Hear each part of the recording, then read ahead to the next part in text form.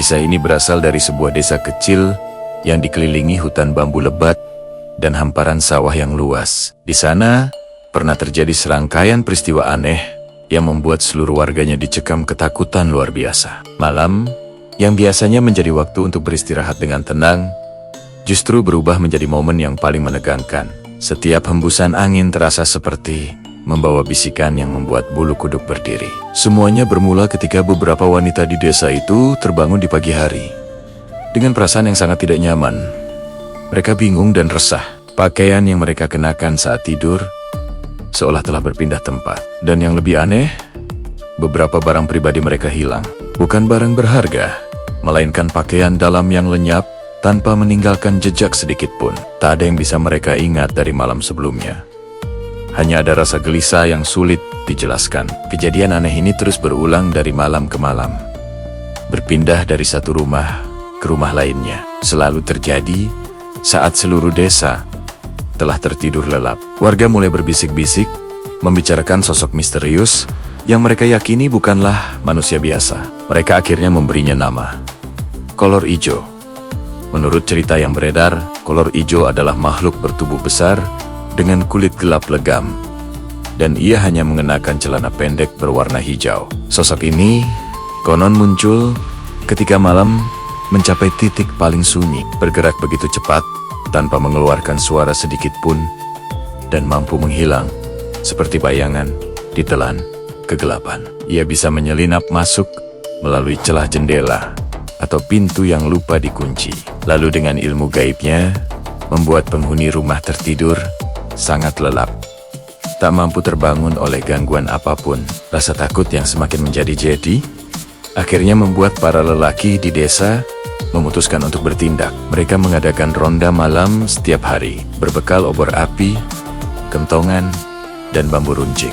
Mereka menyisir setiap sudut desa, terutama kebun pisang dan geng-geng gelap yang dianggap sebagai tempat persembunyian makhluk itu.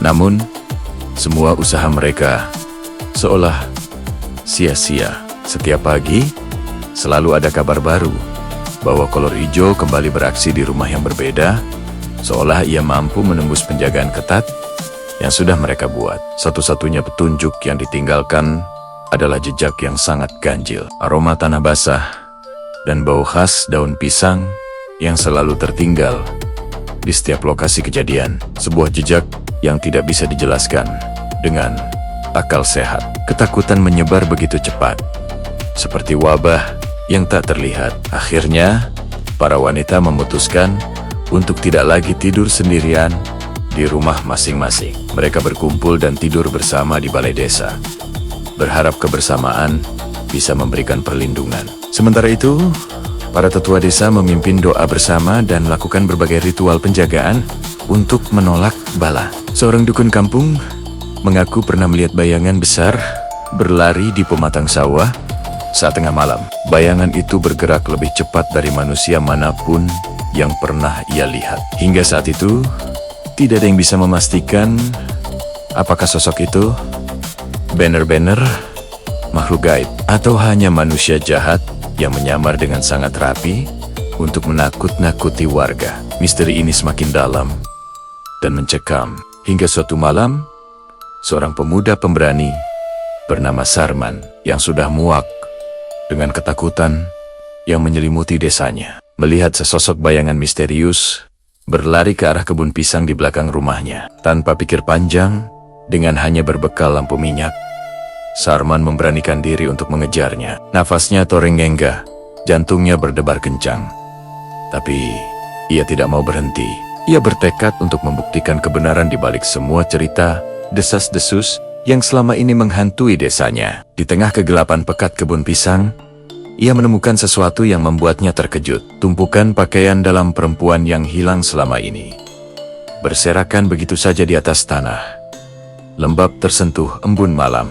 Tepat saat Sarman tertegun melihat temuannya, terdengar suara tawa yang panjang dan berat bergema dari dalam rimbunan bambu di dekatnya. Suara tawa itu begitu mengerikan, membuat darah di tubuh Sarman serasa membeku. Ia pun berteriak sekuat tenaga. Ketika warga desa berdatangan setelah mendengar teriakan Sarman, Sosok misterius itu sudah lenyap.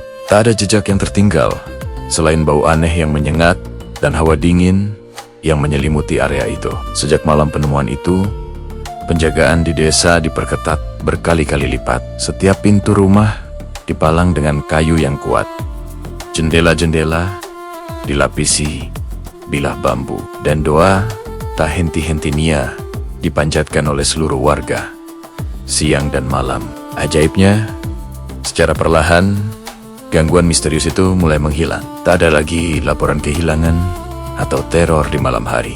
Seolah-olah kolor ijo telah pergi, meninggalkan desa itu untuk mencari tempat lain sebagai sasaran barunya. Desa itu pun kembali tenang. Namun, hingga hari ini, legenda kolor ijo masih menjadi cerita yang tak pernah lekang oleh waktu, diwariskan dari generasi ke generasi. Para orang tua masih sering mengingatkan anak-anak mereka dengan nasihat yang sama. Jangan keluar rumah saat malam terlalu sunyi. Pastikan pintu dan jendela tertutup rapat, karena kita tidak pernah tahu. Mungkin saja kolor ijo masih berkeliaran di luar sana. Beberapa warga bahkan mengaku, jika mereka terjaga di tengah kesunyian malam, mereka terkadang masih bisa mendengar suara langkah kaki yang berat dan tawa samar yang terbawa angin dari arah kebun pisang. Seolah-olah kolor ijo masih di sana, mengintai dari balik kegelapan, dan hanya menunggu saat yang tepat untuk kembali beraksi. Terima kasih sudah menonton. Jangan lupa untuk subscribe channel ini agar tidak ketinggalan cerita-cerita menarik lainnya. Sampai jumpa di video berikutnya.